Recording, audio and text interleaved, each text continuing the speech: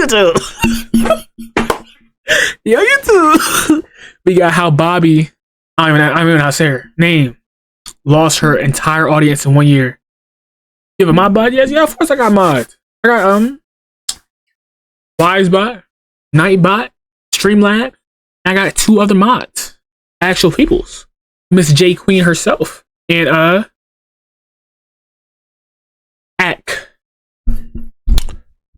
Love lost her entire audience in 1 year. Does bots help? No, bots definitely help. Bots definitely help. It's been quite a long time since they stop all links. They stop all links from coming in. If I don't want links in here, it protects you. Like someone, like a botter, a chat, like someone like a fake account try to come in and say what's up, or spam account, it will stop that from happening. Yeah, I gotta show you one thing. That's not a problem. In on Bobbi Althoff around a year and a half ago. I actually, speaking of showing you one day, make sure you hit that subscribe button on YouTube. Make sure you subscribe to all his channels, and make sure you go follow to my Instagram, TikTok, Twitter, DayQ the One, where you can contact me and I can let you know. Things of that nature. Tight. Declared her the biggest industry plant I'd ever witnessed hit the podcast scene. Hi guys, welcome to the Really Good Podcast with your host Bobbi Althoff. Basically, this woman came out of nowhere and had some huge guests like Drake, Mark Cuban, and other celebrities on her show that she dubbed the Really Good Podcast. I think my mom named me after a lawyer, which always kind of like rubbed me the wrong way. Within a week of the Drake interview, Bobbi was being represented by one of the top talent agencies and getting mainstream publicity. For this reason, people began to call her an industry plant because the only content that she had made online before this was essentially a spoof of mommy blogger TikTok content, where she did garner millions of followers, mainly moms all around the country who liked her sarcastic brand of humor. There is nothing more embarrassing than walking around with one of these. Everyone knows how it got there. They know what you did. She claims that she parlayed this TikTok career into another career in podcasting after she offered her followers $300 if they could get a celebrity to come onto her podcast. It was like a finder's fee, right? You said if you get a celebrity, I will pay you $300. Yeah. She says that this offer led to the episode with Funny Marco, which would in turn lead to her being in bed with Drake. You can picture her to be like the slightly more successful Hawk Tuah girl. To me, their careers actually draw a lot of parallels to each other, but one had to tell the world her methods for sucking dudes off before she got thrown into the belly of the industry matrix. You know, they both had that type of lightning in a bottle rise to fame that left onlookers saying, damn, this world is getting really f***ed up. But to be fair to Bobbi, she does seem a lot more intelligent than Hawk Tuah. Hawk Tuah. Hawk Tuah. Hawk Tuah. Say it aggressive, like Hawk really. Tuah. Whatever happened to that chick, by the way? Anywho, I'm gonna go to bed, and I'll see you guys tomorrow. I guess she's still asleep. And with Bobbi having such an astronomical rise to fame in such a short period of time, and the fact that most people felt like she was directly biting her entire deadpan comedic style from Funny Marco himself, she started to get a lot of ridicule online. I don't think it helped that she missed her son's birthday party to be there in bed with Drake that day. Oh, wow. I flew all the way here. You did. I really do appreciate on my daughter's first birthday. Oh, she's bugging. That up. She's bugging. Missed your daughter's first birthday for to be here. Dark. She's bugging. Dark. Regret that you'll never be able to undo. Yeah. Horrible parenting. Something people thought was a joke at first, as it was her brand to be dry and sarcastic, but now it's been revealed that she was being totally serious. The other thing was, when she was doing these interviews, she would constantly be making passes at these men, asking them if they would sleep with her, or if she was their type. Am I your type? I'll do you. Would you date someone that looks like me? Something that is not only strange to do as an interviewer, but also it got even more wild when people found out that she was still married. Strangely enough, the dude would actually file for divorce the very same month the Drake podcast came out, which led to quite a bit of speculation online. I'd do it. One thing I will say is that she was way ahead of her time when it came to the Drake mistreatment, deleting their interview right after it started going viral, and hating at his concert.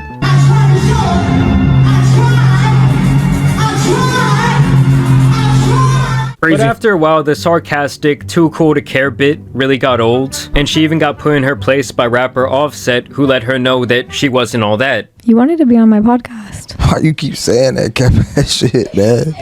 I honestly didn't even want to do this shit. I don't fucking do interviews. You already told me you looked me up. I'm walking out on bullshit. I'm fucking with you because they're making me. As a matter of fact, she cooked the hell out of her. You need a little bit of seasoning. You ain't got no seasoning, man. You like a plain piece of chicken, just on the thing, pull it off, and then you serve the dish. You need some motherfucking seasoning, man. You can leave now. This is my hotel. I paid for this motherfucker. Oh, damn. You can leave now. Oh, shit. And then she changed up her whole look when she went on a show with Keke Palmer, and right there she got accused of being an industry plant right to her face. I know. You're not an industry plant, right? I am, but you do feel kind of planty. We do have the same manager, so is this? I know, isn't that crazy? It feels a bit planty. This is definitely planty. You got here in 5 minutes. It took me 20 years. It has been a minute. What I think industry plant is, it's like somebody that has been like, that is tied to someone else in the industry and uses those connections to capitalize, and they like have zero talent. I'm not an anythinger. I don't have any talents. And then people started to say that she was trying to manufacture moments. She had Ryan Garcia chasing her around the room like they were on the playground. Bro, you run fast, man. Relax. He would later tweet out that they had this intimate situation. I kissed Bobbi. Was cool. Pretty good kisser. Bobbi, whoa, F Drake. That's why she got divorced. Cool. After that was recorded, and she continued with this reputation that she was kind of being bounced around the industry. You got some close up? I like to read people's messages, not get room tours. Let me read your messages. No. I don't like. I'll let you read one message if you let me read one message. I delete all of my messages. Are you cleaning? I do. You don't? You keep your messages? I delete my messages? Yeah, you keep yours? People that delete their messages are cheaters. Ooh. I'm not a liar or a cheater. Ooh. I hate liars. Ooh.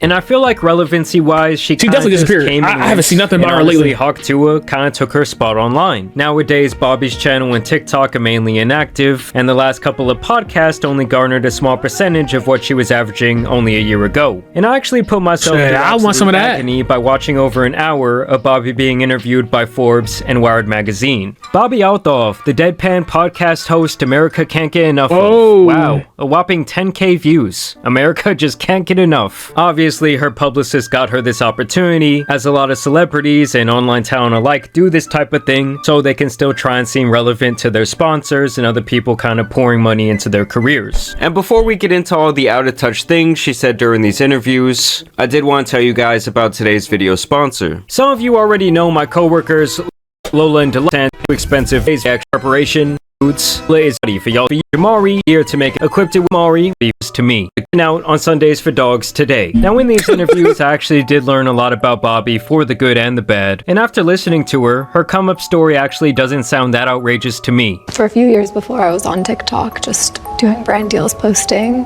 But she is honestly just not very likable. Coming up, she claims that she was posting 5 to 10 TikToks per day for years, where she routinely raked in millions of views, followers, and hundreds of thousands of dollars per year. That's all I need to do. For the first year of once I started getting views and getting followers was that every single day I had to have one video that I posted that got 1 million views. So I would keep trying and trying and trying. Now using the Wayback Machine, I can see that her numbers do pretty much align with her story, but I do still think that after the Drake podcast, they really tried to make her this big thing, and it just kind of burnt out and then fell flat on its face for the same reason that industry plants in the music sector never stay hot, because the fans they garner are so incredibly generic and fickle that they would just move on to the next trend like nothing. And one thing I did find very interesting in these interviews was the insistence that she has always been driven by wanting to be famous. I've always wanted to act or have some type of leg in Hollywood, kind of. So my family always says that if anybody she's 100% is. You think so? Was gonna end up where I ended up, it would be me, because I was the most driven towards that. And even more by wanting to be rich. How'd you become an influencer?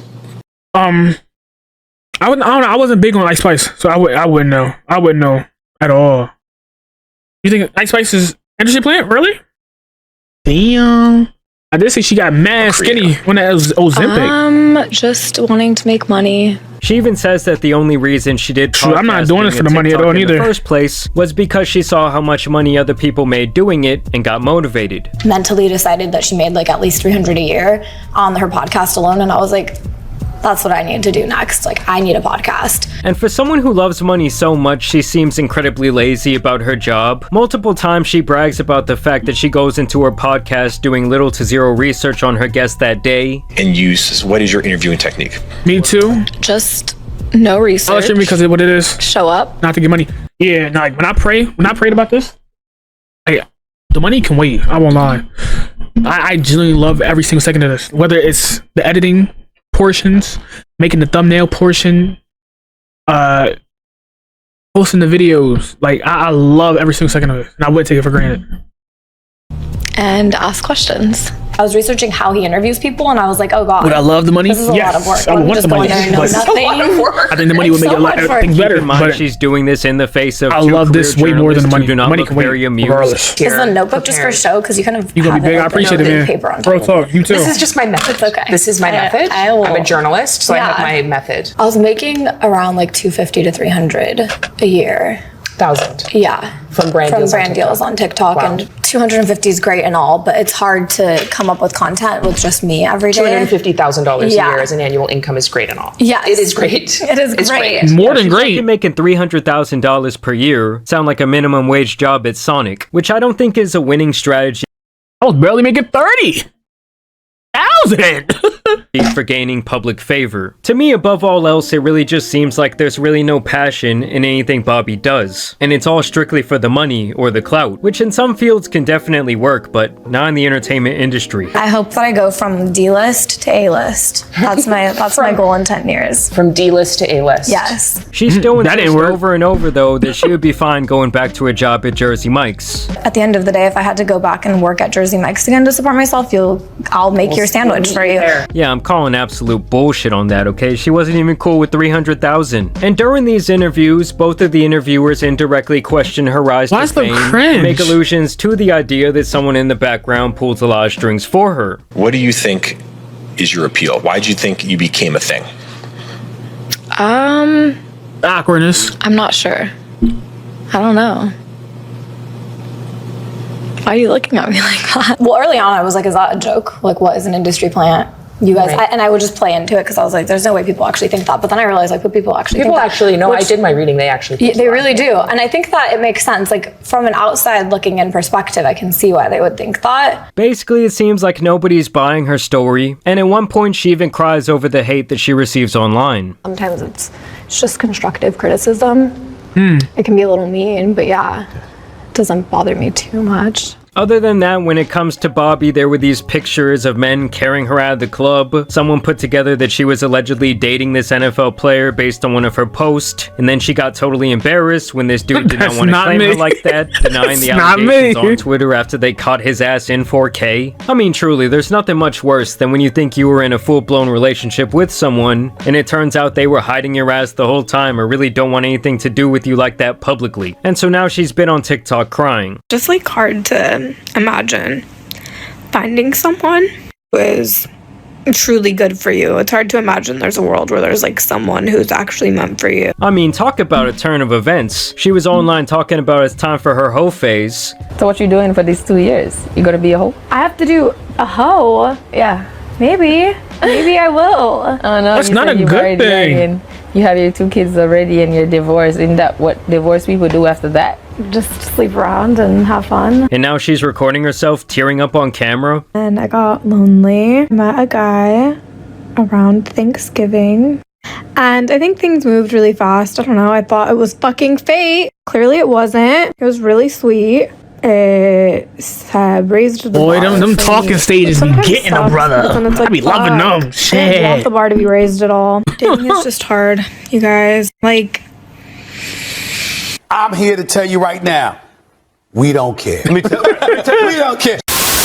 I don't know, I always just think it's an interesting case study to see how quickly these individuals fall out of favor with the public. For her and the hot tour girl, it was like trying to live in a house with no foundation, like that bitch is up on stilts. All it really takes is a little adversity to knock that shit down. And listen guys, I truly think Drake owes this chick a room in his compound. Like if he had not laid up with her in bed and put her on the map, this all likely would have never happened. Maybe Kendrick wouldn't even have dissed his ass, maybe he was at home on his laptop and this is what sent him over the edge. He knew at this moment that Drake was not like him. In all seriousness though, Bobbi seems alright, but as far as her maintaining a career online, I just don't really see the longevity here, given her motivations are all wrapped up in clout, material possessions, and greed. Not to even mention the fact that it seems like she couldn't really give a damn about her podcast or producing it in a better way. But I want to know what you guys think about this latest Bobbi Althoff update down below. I also want to thank Sundays for Dogs for sponsoring today's video once again. Terrible name. Althoff is terrible name. Terrible name. Let me figure it out. Yeah.